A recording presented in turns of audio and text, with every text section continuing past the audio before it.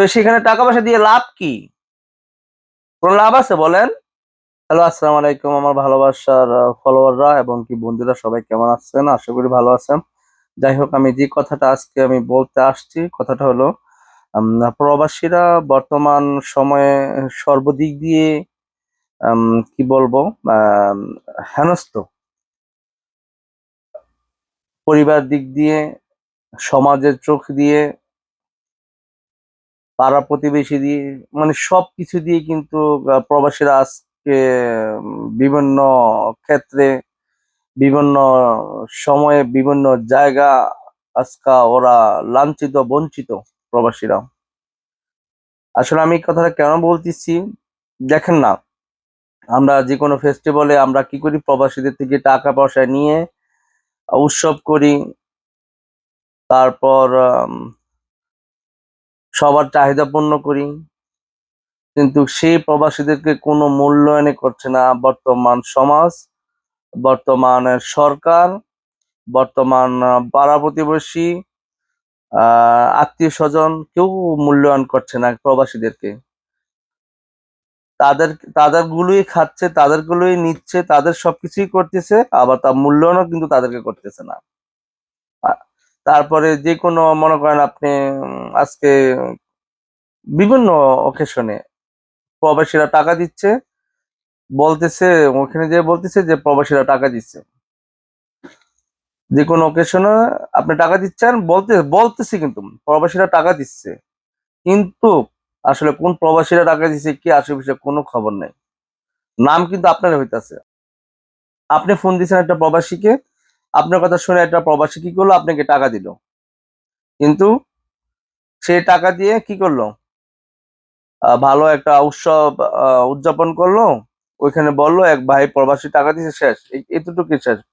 প্রবাসীদের নামটা কিন্তু যতক্ষণ খাবারটা আছে শেষ, খাবার পরে প্রবাসীদের কিন্তু নাম নাই, শেষ, পেটে গেছে গা, প্রবাসীদের নামও মুচ্ছে গেছে গা।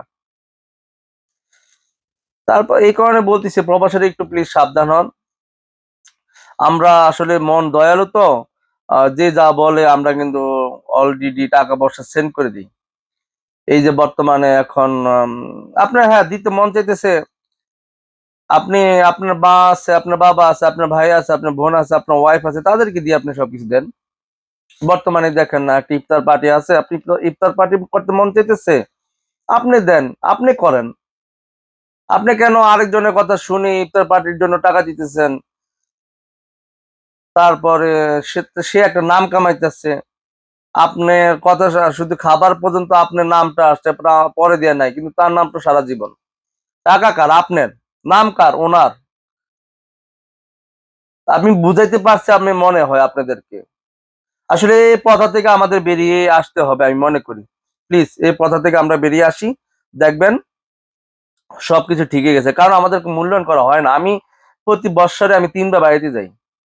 প্রতি বাৎসরিক আমি ৩ বার বাড়িতে গিয়ে আমি অলরেডি যা আমি নলেজ নিয়ে আসলাম আমি বিদেশে, আমি আমি মনে করি মোটামুটি একটা প্রবাসীদের থেকে ভালোই নলেজ নিয়ে আসি দেশের, কমপক্ষে দেশের সম্পর্কে। আপনি টাকা পয়সা দেওয়ার পরেও কিন্তু আপনার কোনো মূল্যায়ন করতেছে না। থাকুক না আপনার টাকা, আপনি থাকুক। আপনি নাম কামাইতে চান, নাম কামাইতে পারবেন। বাড়িতে যান, দেশে যান, 2টা গরু দিয়া সারা পুরা গ্রাম খাওয়ান। 2টা গরু, 2টা গরু দিয়া আপনাকে পুরা গ্রাম খাওয়াইতে পারবেন, আপনার গ্রাম। ওইভাবে নাম কামান, সমস্যা নাই। সোশ্যাল মিডিয়া আছে, ভিডিও করে ছেড়ে দেন, ভিডিও করে ছেড়ে দেন, সব অলরেডি অটোমেটিকলি আপনি নাম কামাইতে পারবেন।